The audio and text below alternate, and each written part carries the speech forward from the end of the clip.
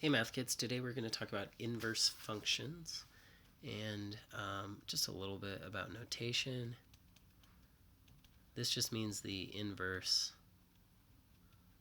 of f of x, and what that means, here, let's actually go to Desmos. So I'll type in two functions that are inverses of each other. So we have x, let's see, let's do, what do I want to do? Let's try 2x plus 1, and then x minus 1 over 2.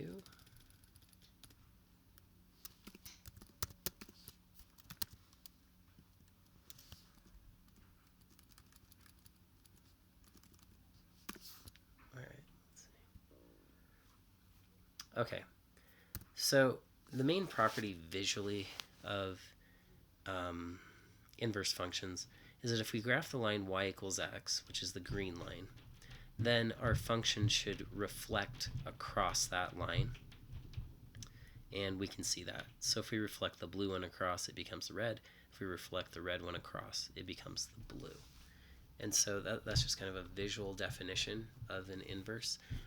Another definition we could go with is if we swap the inputs and outputs of a function, it becomes the inverse. And so the first problem we're going to look at, it's going to be in that annoying notation. But once again, all of this stuff just means f of x. So we could just set this to f of x and then get rid of this. Okay. All right. Now, it says on the same axis, graph f and its inverse, f negative 1. Find f negative 1 using, so we're going to find this, so they want us to do coordinate geometry and also the gradient. And then variable interchange. So there's a couple ways we could do this. So we could just graph this, kind of what I was talking about when I pulled up Desmos. So if we graph the original, we go up 3, do a dot, then we go up 2, over 1.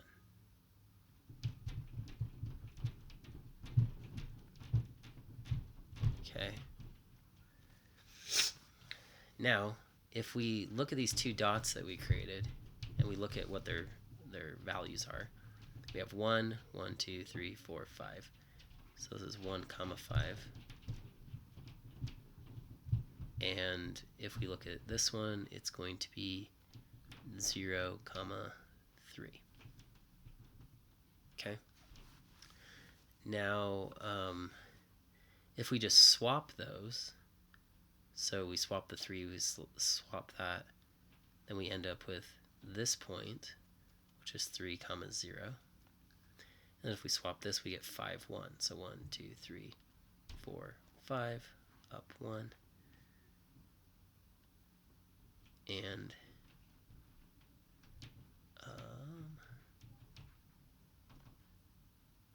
we do this. They're going to cross somewhere right there. And my drawing's not the best, but you can kind of see that there's a reflection across that line, right? That's y equals x.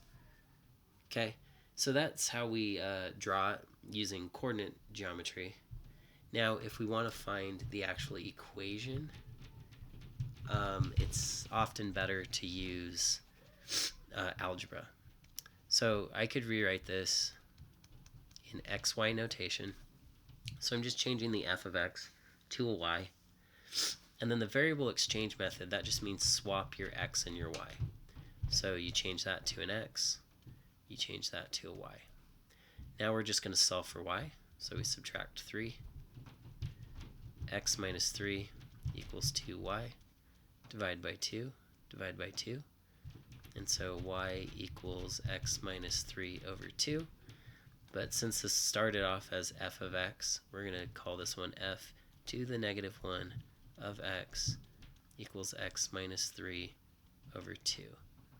And so that's what your final answer is going to look like. Okay. Now they want us to check that if we do a composition of the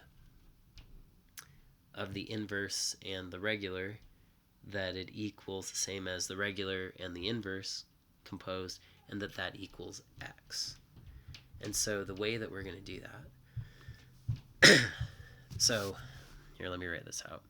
So f of f inverse of x is equal to the inverse of f of x, which is equal to x. Okay, so this is how the inverse of a function is defined using composite functions. Okay, so remember, we're going to test this one first. So I'm going to write the inverse function, which is this one in purple, but I'm going to leave a space for my x. So I have a space minus 3 over 2, and I'm going to, oh, whoops, I did that backwards. I'm actually going to write f and then leave a space. So 2x minus 3, so 2x minus 3, but I'm going to plug in the inverse, which is x minus 3 over 2. Okay. Now, if I simplify this, it should come to x. So the 2 and the 2 are going to cancel. And, oh, whoops, I messed up. This is supposed to be a plus 3 from right here. Right there. Okay. And then we have x minus 3 plus 3, and so that does simplify to x.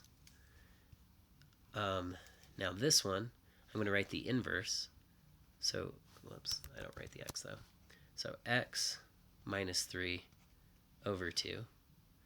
And then I'm going to plug into that the original 2x plus 3. Okay, these parentheses really aren't doing anything, so we can just kind of ignore them because there's nothing that we're putting into the parentheses. So positive 3, negative 3, so that leaves us with, those cancel. So we have 2x over 2. 2's cancel, so that really is x. So this piece does equal this piece, and it does equal x, because it's x equals x equals x. And so we were able to prove that. Oh, and that's all they want us to do in this section. So if you need additional help, please come to Math Lab. Until then, calculator.